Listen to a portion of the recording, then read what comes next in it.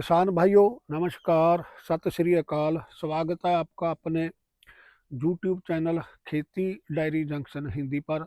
दोस्तों, मैं हूं जगजीवन सिंह जबंदा।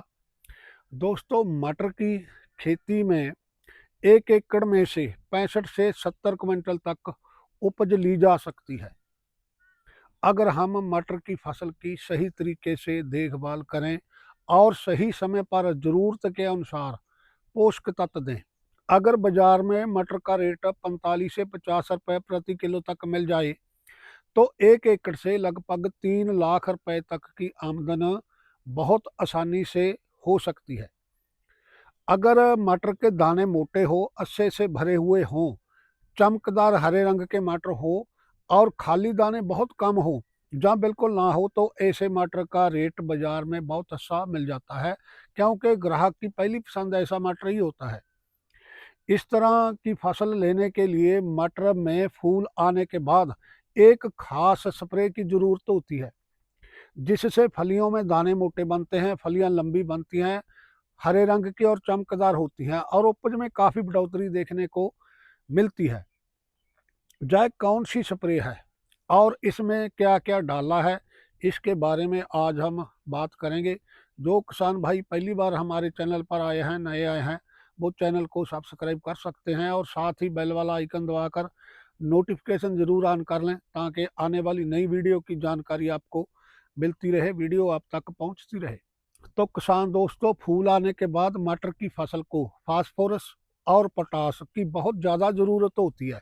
इससे फलियों में दानों की संख्या बढ़ती है और फलियां लंबी बनती है। फास्फोरस तत्व फसल में दानों की संख्या बढ़ाने में सबसे महत्वपूर्ण भूमिका निभाता है और फसल की बढ़वार तथा तने की मजबूती भी फास्फोरस के तत्व से ही होती है। पोटाश तत्व किसी भी फसल में दानों के भराव और चमक और गुणवत्ता बढ़ाने में सबसे ज़्यादा सहायक होता है।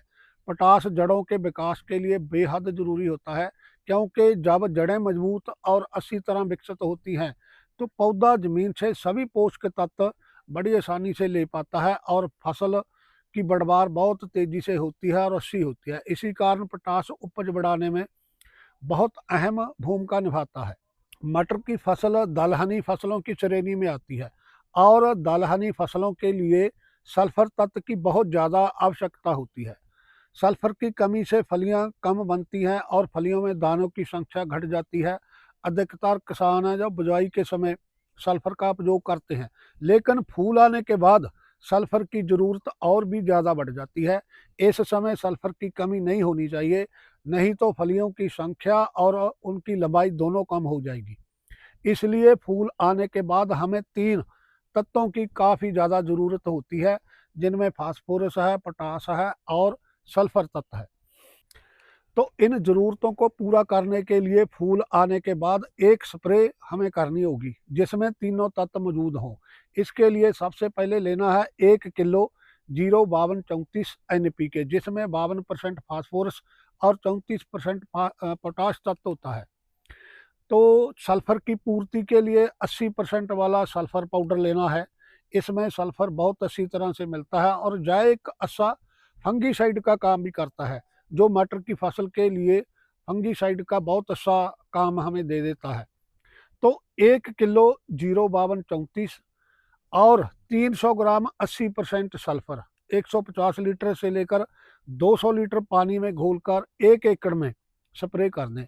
इस बात का खास ध्यान रखें कि जय स्प्रे फूल आने के बाद जब मटर में छोटी छोटी फलियां बनती है, उस समय स्प्रे करनी चाहिए। आप देखेंगे कि फलियों में दाने पूरी तरह से भरेंगे, फलियों की लंबाई बढ़ जाएगी और चमकदार हरे गहरे रंग की होगी, जिससे बाजार में मटर का जो काफ़ी भाव अच्छा आपको देखने को मिलेगा।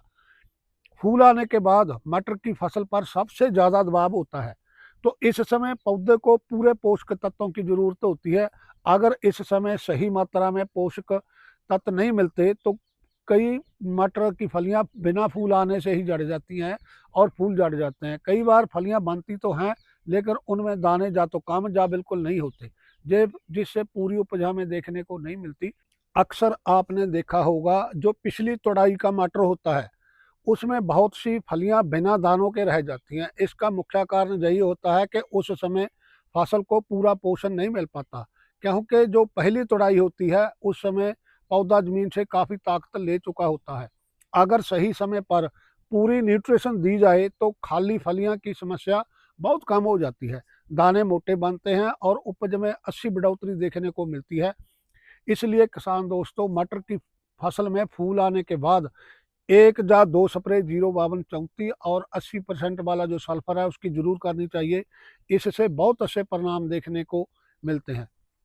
थोड़ा-सा खर्च है और थोड़ी-सी मेहनत है, लेकिन उपज में काफ़ी बढ़ोतरी देखने को मिलती है और अच्छी आमदनी हमें देखने को मिलेगी। तो दोस्तों, आज की वीडियो में इतना ही। फिर मिलेंगे किसी नई वीडियो में, किसी नई जानकारी के साथ। दोस्तों, अगर वीडियो अच्छी लगी हो तो लाइक ज़रूर करें और अपने दूसरे दोस्तों को साथ शेयर ज़रूर कर दें, ताकि ज़्यादा से ज़्यादा किसानों तक यह जानकारी पहुँच सके। धन्यवाद दोस्तों। सत श्री अकाल दोस्तों। नमस्कार दोस्तों।